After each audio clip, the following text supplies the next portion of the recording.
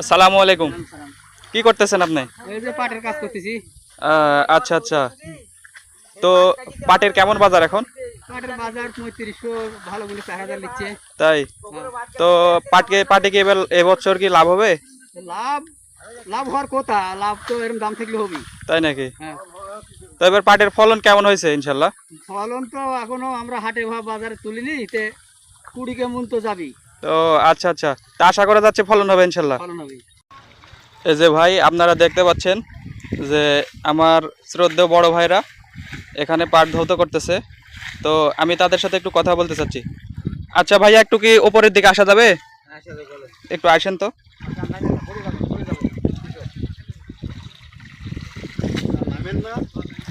তো আপনারা তো কাজ করতেছেন, তো রেগুলার আপনারা কত টাকা করে মজুরি পান? রেগুলার আপনারা এক বেলা কাজ করি ৫৫০, ৫০০। ও আচ্ছা আচ্ছা, তো এতে কি আপনাদের পোষায়? এসে পোষা নিজস্ব সংসার আছে, আর কিছু নিজস্ব জমি আছে, কিছু আছে।